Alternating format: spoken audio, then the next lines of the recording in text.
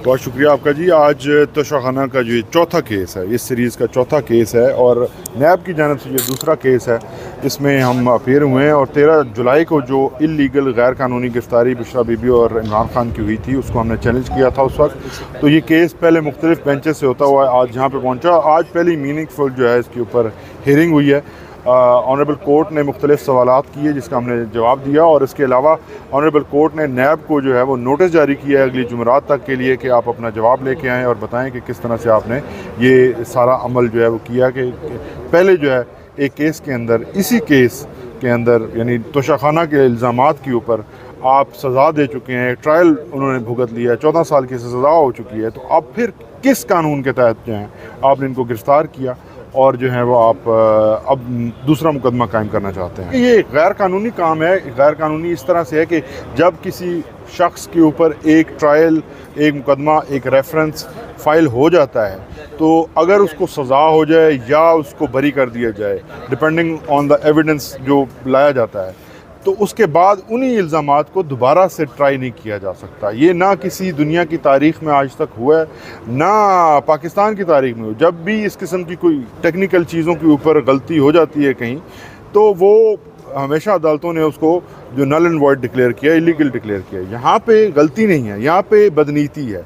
नैब की जानिब से सरीहन बदनीति है। 13 जुलाई को मैंने ख़ुद इमरान खान और बुशरा बीबी साहिबा की नैब अदालत के अंदर, जब हमारा अलकादर ट्रस्ट केस का ट्रायल था, वहाँ पे इस केस के अंदर उनकी दरख्वास्त ज़मानत दायर की थी, जहाँ पे वो दोनों मौजूद थे। जज साहब ने उस दरख्वास्त को सुनने से इनकार किया पहले, उसके बाद उनकी जानिब से सिर्फ नोटिस जारी किया गया।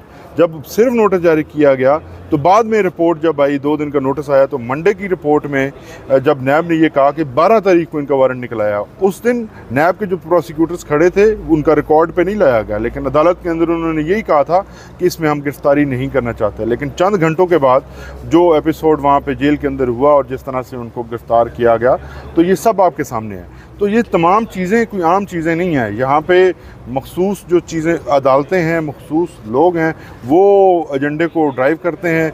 अब अदालत की जानिब से मेरी अपनी वकालत में मैंने आज तक नहीं देखा कि दरख्वास्त ज़मानत दायर की गई हो, और अगर कोई पिटिशनर ये कह रहा हो कि मुझे जो है वो ख़तरा है, गिरफ़्तारी का ख़तरा है, और सारी दुनिया को पता था, मुझे पता है उनको खुद भी पता होगा कि ख़तरा है गिरफ़्तारी का, क्योंकि ये जिस तरह से बदनीति के साथ केसेस बनाए गए हैं, तो उसके ये होता ही नहीं है कि जज जो है वो कहें कि जनाब मैं आपको बेल नहीं देता।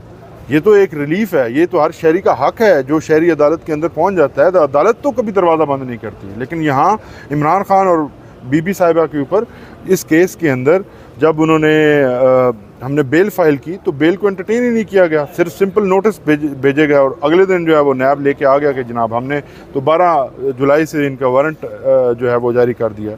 तो ये सारी चीज़ें सीक्रेटली रखी गई हैं।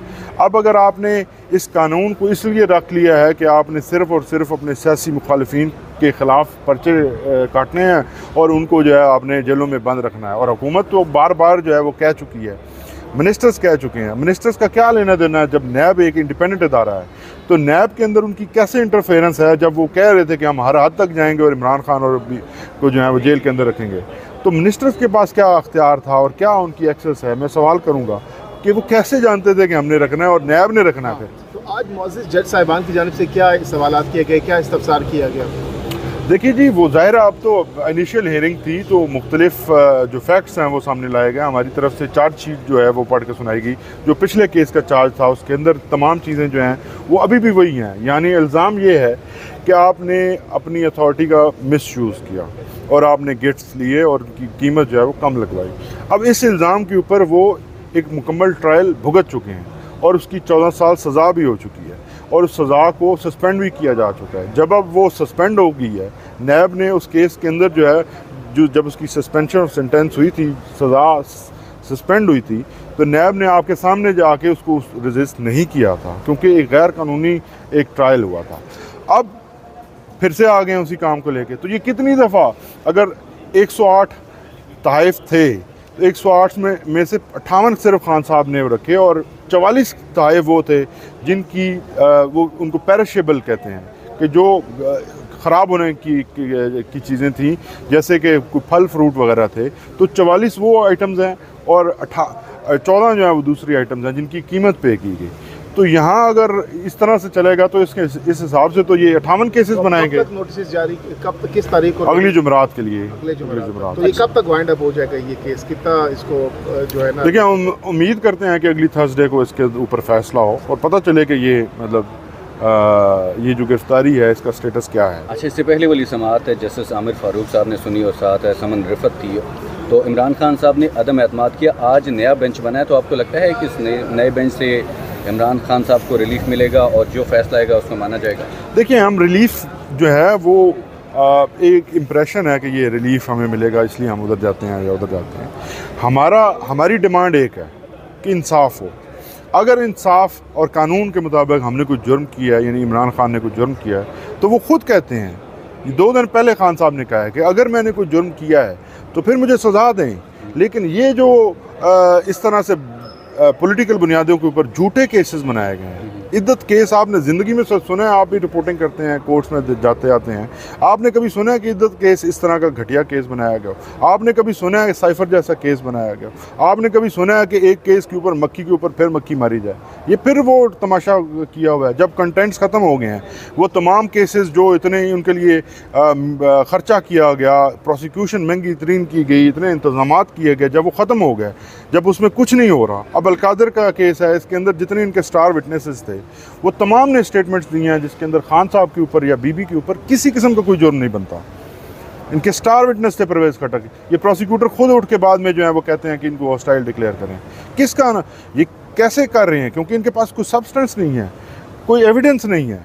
जब एविडेंस नहीं है तो फिर झूठे केस की एक और फहरिस्त जो है वो आ जाती है। अच्छा, और वक्त देखेगा कि ये जो जिन्होंने ये झूठे इल्ज़ाम लगाए हैं, अब तो जज साहब के रिमार्क्स आपके सामने आए हैं कि कम से कम शापर ही चेंज कर लें कि जितने झूठे मुकदमे उनमें नीले रंग के शापर ही के अंदर एक्सप्लोसिव्स क्यों मिलते हैं। तो ये तमाम झूठे केस हैं। अब अहमद जंजुआ इंटरनेशनल कोऑर्डिनेटर, आप जानते हैं, सब जानते हैं, यहाँ जितने रिपोर्टर्स हैं सब जानते हैं, क्योंकि वो उनकी कोऑर्डिनेशन का काम है।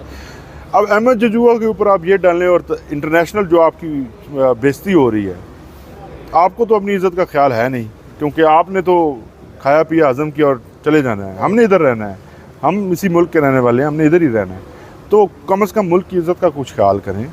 इस किस्म के झूठे केसेस बनाकर तो क्या कर लेंगे? पहले आपने साइफर बनाया, अलकादर बनाया, आपने 109 मई करवाया, 9 मई के केस बनाए, तो ये क्या होगा इससे? बहुत बहुत